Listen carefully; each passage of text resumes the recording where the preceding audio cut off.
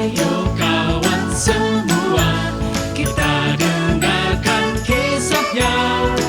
Sang Juru Selamat, penyelamat umat manusia.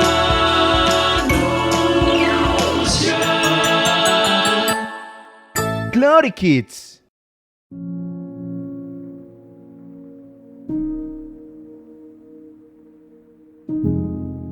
Menjelang jam makan malam, Mah, aku lapar.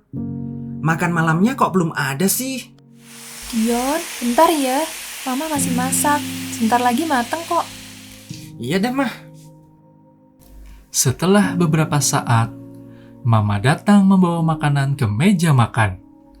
Dion dengan wajah kesal berkata, Mah, kok lama banget sih? Aku kan lapar. Iya nak, Mama minta maaf. Tadi gasnya habis. Mama mesti ganti dulu. dengan wajah cemberut, Dion makan masakan Mama. Melihat wajah Dion seperti itu, Mama berkata, Nak, kamu ada yang mau disampaikan? Mama perhatikan wajah Dion cemberut terus dari tadi siang. Dion kesel, Mah. Dari pagi, ada aja hal buruk yang menimpa Dion. Tadi pagi, ditegur bu guru karena telat masuk kelas. Padahal, Dion kan nggak telat, tapi ke toilet sebentar karena sakit perut.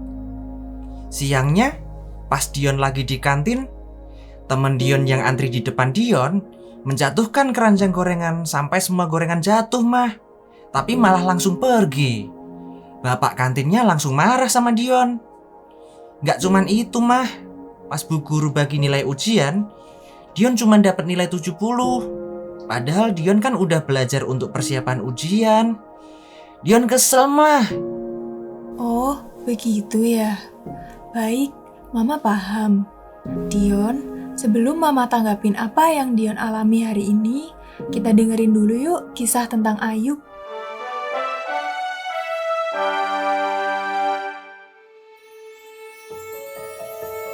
Dahulu kala, hiduplah seorang laki-laki di tanah Uz bernama Ayub. Ia dikenal sebagai seorang yang saleh dan jujur. Ia juga takut akan Allah dan menjauhi kejahatan. Ia juga dikenal sebagai orang yang kaya, yang memiliki banyak hewan dan pelayan dalam jumlah yang sangat banyak. Suatu hari, berkatalah Tuhan kepada iblis, "Dari mana engkau?" Aku dari perjalanan mengelilingi dan menjelajah bumi. "Apakah engkau memperhatikan hambaku Ayub? Tidak ada seorang pun di bumi seperti dia, yang demikian saleh dan jujur, yang takut akan Allah dan menjauhi kejahatan. Ia tetap tekun dalam kesalehannya, meskipun engkau telah membujuk aku melawan dia untuk mencelakakannya tanpa alasan." Tuhan, coba ulurkanlah tanganmu saja dan berikanlah penyakit. Ia pasti berubah tidak setia dan berpaling darimu. "Baiklah, Ayub dalam kuasamu, tapi jangan kau apa-apakan nyawanya." Kemudian pergilah iblis dan mencobai Ayub. Pada suatu hari, ketika anak-anak Ayub sedang makan di rumah saudara mereka, datanglah seorang penjaga kepada Ayub. Tuhan, orang-orang Sheba datang dan merampas seluruh lembu dan keledai. Mereka juga memukul penjaga-penjaga kita dengan mata pedang. Baru saja Ayub mendengarkan penjaga yang melaporkan keadaannya tersebut, datanglah orang lain yang berkata, Ayub, api telah menyambar dari langit dan memakan habis kambing-kambing dan domba-domba beserta penjagamu. Hanya aku yang luput. Belum lama kemudian, setelah berita seluruh ternaknya habis, datang lagi orang-orang kepada Ayub. Ayub, saat anak-anakmu sedang berpesta di rumah saudaramu, ada angin ribut di sebelah padang gurun, sehingga angin itu merobohkan rumah saudaramu itu dan anak-anakmu mati karena tertimpa. Hanya aku sendiri yang luput, maka aku bisa menceritakan ini kepadamu. Maka Berdirilah Ayub, lalu ia mengoyakkan jubahnya sambil berkata, Dengan telanjang, aku keluar dari kandungan ibuku.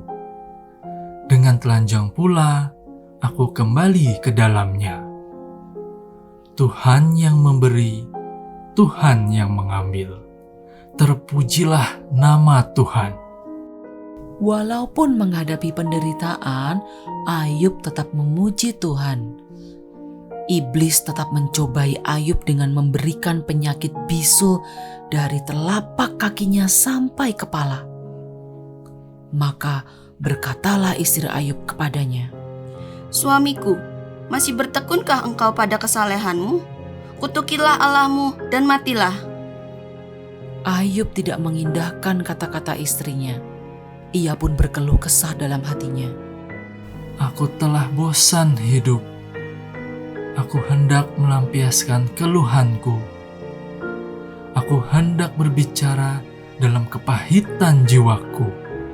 Iblis pun menimpa Ayub dengan bisul yang busuk dari telapak kaki sampai kepala. Ayub mengambil sekeping pecahan kaca untuk menggaruk badannya sambil duduk di tengah-tengah abu. Masih bertekunkah engkau dalam kesalehanmu? Engkau berbicara seperti perempuan gila. Apakah kita hanya mau menerima yang baik saja dari Allah, tetapi tidak mau menerima yang buruk? Dalam penderitaannya itu, Ayub tidak berbuat dosa dengan bibirnya. Maka berserulah Ayub, Mengapa aku tidak mati waktu aku lahir, atau binasa waktu aku keluar dari kandungan? Ketiga sahabat Ayub mendengar kabar tentang segala malapetaka yang menimpa Ayub. Maka datanglah mereka dari tempatnya masing-masing, yakni Elifas orang Teman, Bildad orang Suah, serta Sofar orang Naamah.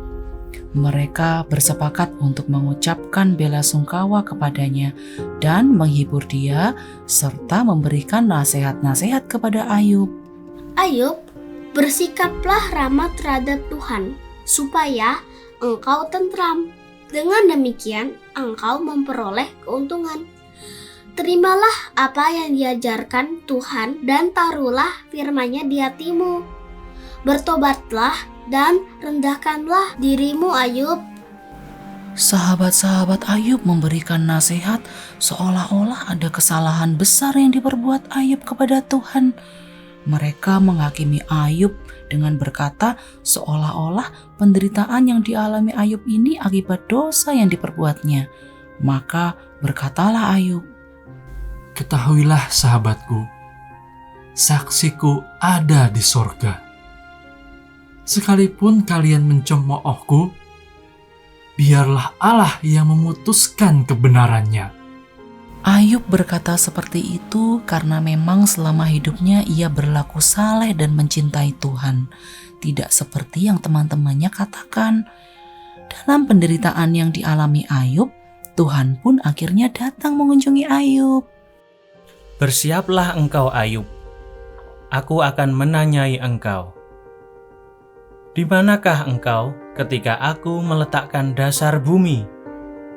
Ceritakanlah kalau engkau mempunyai pengertian. Siapakah yang telah menetapkan ukuran bumi? Bukankah engkau mengetahuinya? Ayub pun tidak dapat menjawab perkataan Tuhan karena Tuhan memberikan pengertian kepada Ayub bahwa hikmat Tuhan itu tidak dapat dipahami oleh manusia karena begitu besar kuasa Tuhan. Penderitaan yang dialami Ayub bukan karena Ayub orang fasik, namun untuk memberitahu kepada iblis bahwa ada orang saleh di bumi yang setia kepada Tuhan walau ia harus menderita. Tuhan mengizinkan ada penderitaan pada Ayub untuk Ayub semakin berkenan di hadapan Tuhan. Maka Ayub pun tersadar setelah apa yang ia keluh kesahkan tentang Tuhan. Tuhan pun berkata, Aku pun akan memuji engkau Ayub, karena tangan kananmu memberi engkau kemenangan. Ayub pun menjawab, Tuhan, aku menyesal atas segala ucapanku. Aku akan cabut setiap perkataan yang keluar dari mulutku. Maka berkatalah Tuhan kepada teman-teman Ayub, Murkaku menyala terhadap kalian, hai sahabat Ayub, karena kalian tidak berkata benar tentang aku seperti hambaku Ayub. Oleh sebab itu, ambillah 7 ekor lembu jantan dan 7 ekor domba jantan, dan pergilah kepada hambaku Ayub. Lalu persembahkanlah semuanya itu sebagai korban bakaran untuk dirimu, dan baiklah hambaku Ayub meminta doa untuk kalian, karena hanya permintaannya lah yang akan kuterima. Ayub pun melakukan sesuai yang diperintahkan Tuhan. Ia mempersembahkan korban dan berdoa kepada sahabat-sahabatnya yang telah berkata salah tentang penyebab Ayub menderita. Tuhan pun memberkati Ayub dalam hidupnya lebih dari yang dahulu. Ia mendapatkan 14.000 ekor kambing domba, 6.000 unta, 1.000 pasang lembu, dan 1.000 ekor keledai betina. Ia juga mendapat 7 orang anak laki-laki dan 3 orang anak perempuan. Sesudah itu, Ayub masih hidup 140 tahun lamanya. Ia melihat anak-anak dan cucu-cucunya sampai keturunan keempat.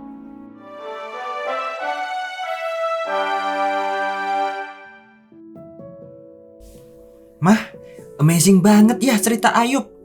Tuhan pulihkan Ayub dari keadaannya yang menyedihkan.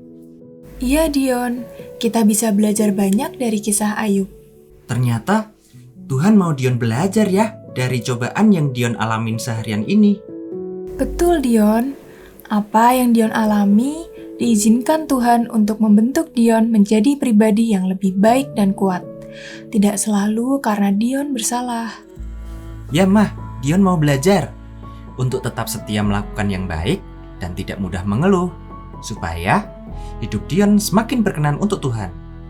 Sip nak, kita belajar dari Ayub yang tetap memilih dalam kesetiaannya untuk percaya pada Tuhan. Sekarang, habiskan dulu makan malamnya ya nak. Terima kasih ya Mah. Dion juga mau minta maaf karena sikap Dion sudah menyakiti hati Mama. Sama-sama sayang.